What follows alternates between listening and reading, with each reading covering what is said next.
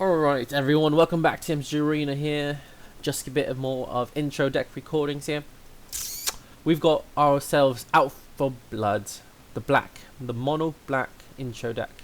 Now, the past two, the rares were very underwhelming. They're serviceable, but not really that great. However, this rare in itself is a phenomenal card. It just straight up, you dump mana into it to make it bigger, and it gets bigger the more damage it does. So this is a phenomenal card. Get your 4-ofs if you're playing a mono black deck, and this is a fine upgrade. I'm just doing some preemptive somethings of that sort. Bone Splinters are fine. I'm a fan of it. And we've got plenty of fodder to sacrifice, like these Child of Nights, these Vampire Opportunists.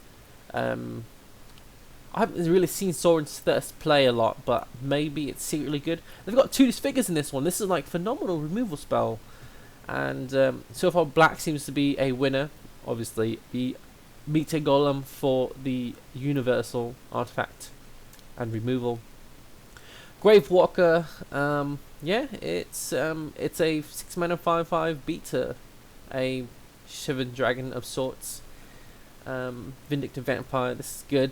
I don't think we have a lot of creatures that will be able to kill. We've got 21 creatures.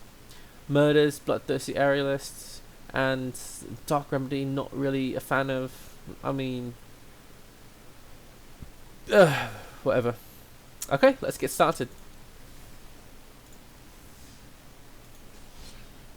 So we're going to start playing in normal play. It seems my rankings right now, at least, if I was in Bronze League, I think I'd be comfortable playing ranked standard with this. But so far, we've been being beat by so many decks that are just, you know, classic, like Simic Flash. We got Esper Control and stuff of that sort, and Bant's Field of the Dead. So I think it's safe to say, to get, I guess, better games, we'll play in the play. There's not really a competitive format, so there'll be more brews going on in here, just testing things out. And also probably newer players that just want to play and they don't want to ruin their ranked record, so they want to get better at it. So we'll play in the play, although that's not what I would prefer to be doing, but like we like to have some wins, you know. I don't mind losing, but if we're just losing because they're playing a significantly better deck than us, we're not having fun. They may not even be like, oh, we're just crushing this newbie opponent, or something like that. Although I'm not a newbie opponent. Okay, some sort of green deck. So we've got life gain, small little bit of life gain synergies with the Bloodthirsty Aerialist in this, and Child of Night being lifelinker. And we're covering up pretty well here. And I hope they're not playing the mono green deck as well. Okay, so I'll play this out so that if this dies, then I can buff up one of my other creatures. It's perfectly fine. Oh, I forgot to do my standard greeting. Hello, good game, and I hope they can, you know, do Generous Stray. So they are playing some sort of more intro style deck. I haven't looked at the green deck, so I don't know what the list is going to be like. So play this. So for this trigger here, this is a lifelink. This is a lifelink trigger. That's 2 separate triggers, and so therefore the Bloodthirsty Aerialist will get 2 counters on it, because each creature is dealing their own set of damage. So on the turn, don't need to Bone Splinters this, obviously. We can save it something much bigger. I think personally they should have blocked the Child of Night with the Generous Stray. It serves as a card that draws.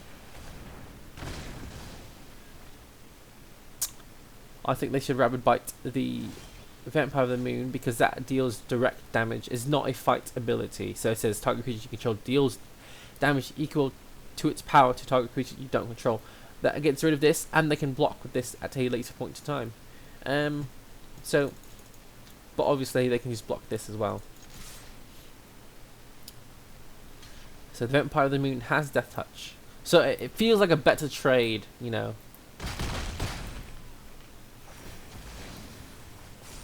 Now it could have done Dark Remedy onto the... Oh, sorry, I don't know why I'm tired.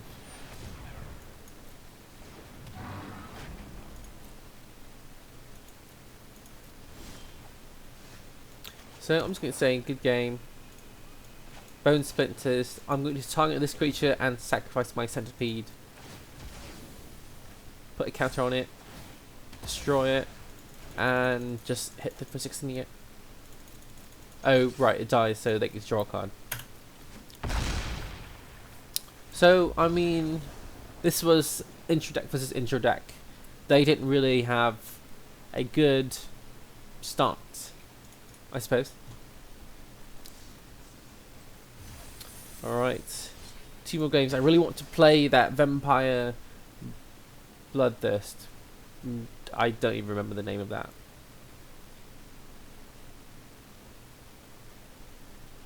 Vampire Knight. That's not the name of the card, that's the creature types. Drag cards from your hand to the battlefield to play them. Yes. You can click on them, I think. I'm not sure. I'll have to do that. So we got a nice curve. 1, 2, 2 drop. Unlike the Vindictive Vampire here. Oh, you cannot. You have to click and then we have to drag it anyways. Hello and good game. Okay. A Rakdos kind of deck. Might not be too bad. Obviously they'll block. They're not going to block. That's very interesting. Rakdos.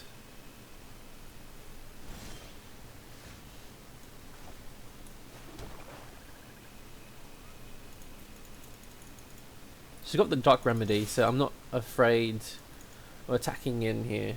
Oh right, it has Death Touch, that's why they didn't want to block it. So damage here. No worries, I can save this Dark Remedy for a burn spell of sorts. And they're not going to spear any of this. Interesting.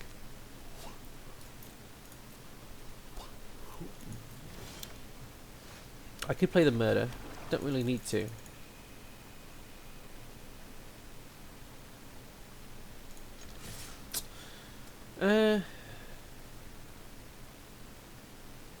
Yeah, go ahead and attack and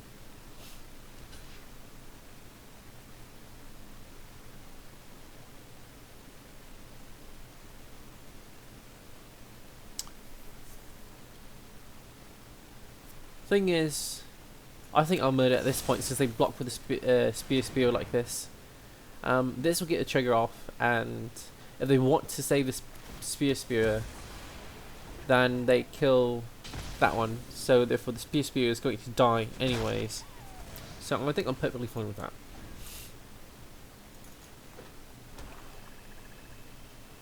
Now I could have played the Vindictive Vampire here. Sure, that's perfectly fine.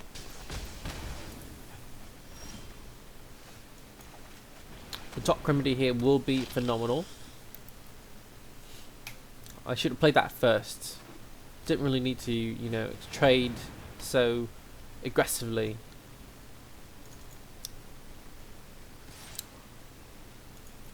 No blocks here. Can't really do much right now.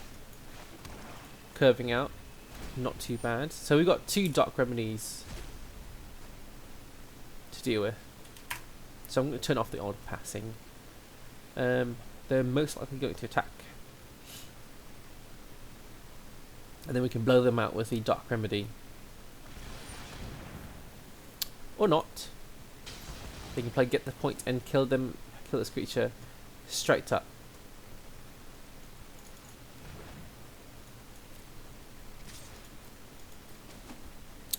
Alright, let's draw a creature, please. No, I said a creature.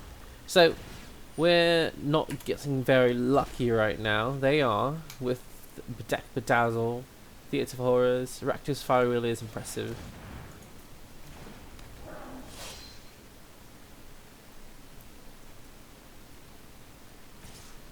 Right.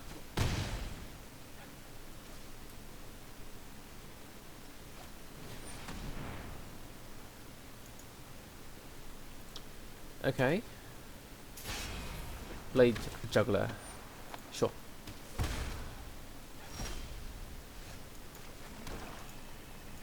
Good game. Jeez. We drew so many lands in a row. That's the problem with this one. The curve is really low, and it doesn't need to have 25 lands. And for me, that 25 and 24 does make a huge difference. Anyways, one more game.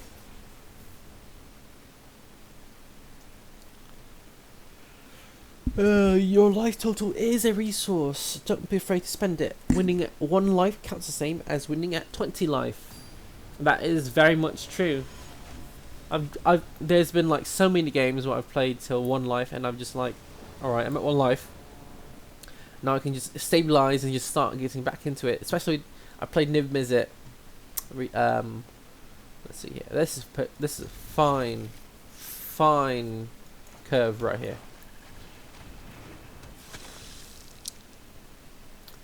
Hello. But like with Niv Mizzet, like I just slammed him as I'm at 3 life. He stabilizes the board. Or I'm at like slammed him Mizzet. Next time I go to 3 life, I have all these cards in hand, just play cards, and gain so much value out of them. Represent some sort of a combat trick if they want to kill it. But we've got this Vampire Opportunist. Yep, I'm assuming that's a shot coming in.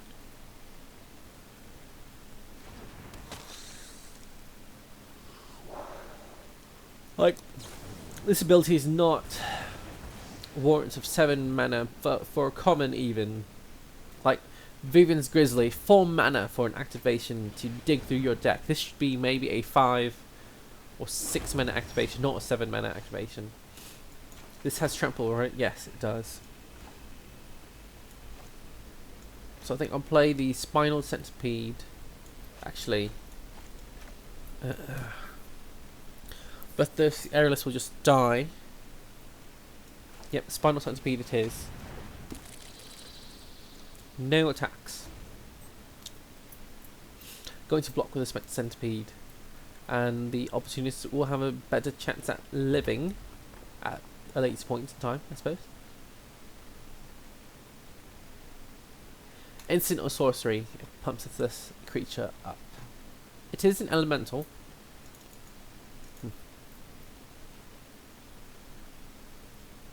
So it looks like the game is running a bit smoother. My stream video is about to upload.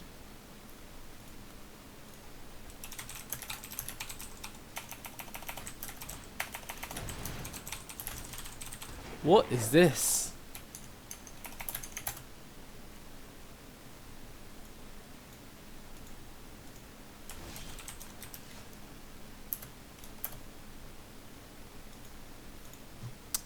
Okay, so this is perfect. Fine for us.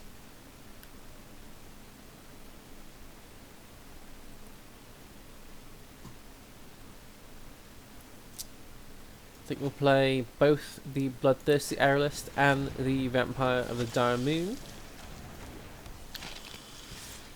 Attacking with the Centipede. If they want to double block with the goblins, that's totally fine. I will go ahead and put the counter on the Bloodthirsty Aerialist. Not sure though. Is it Aerialist? Right, I think it's the Aerialist, so it can Bone Splinters, possibly the Vampire or either of these smaller vampires. So this is basically a 1-for-1, a 1.5-for-1 for me on net gaining on my end here.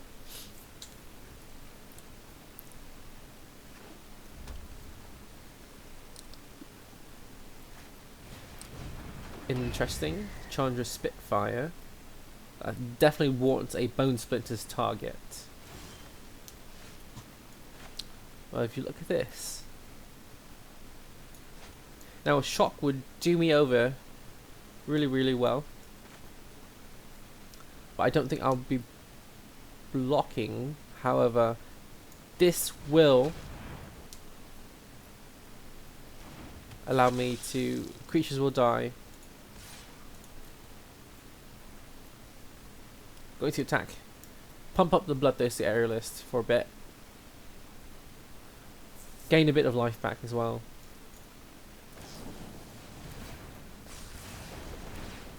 Right, that dies. See, that shock would have gone to my face. The Aerialist would have been... Yep. But regardless of that, it dies. So Vindictive Vampire lets me... That's that Bloodthirsty Aerialist. Gain a bit more advantage. So, at this point, I'm going to go for it and destroy this creature. Sacrificing this creature.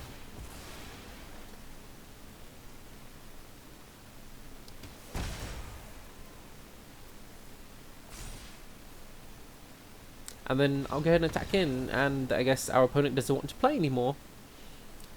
After that, we've emptied our hand, they emptied their hand, they were doing things they want to be doing, and we were doing things we wanted to be doing. That, I think, is a good game.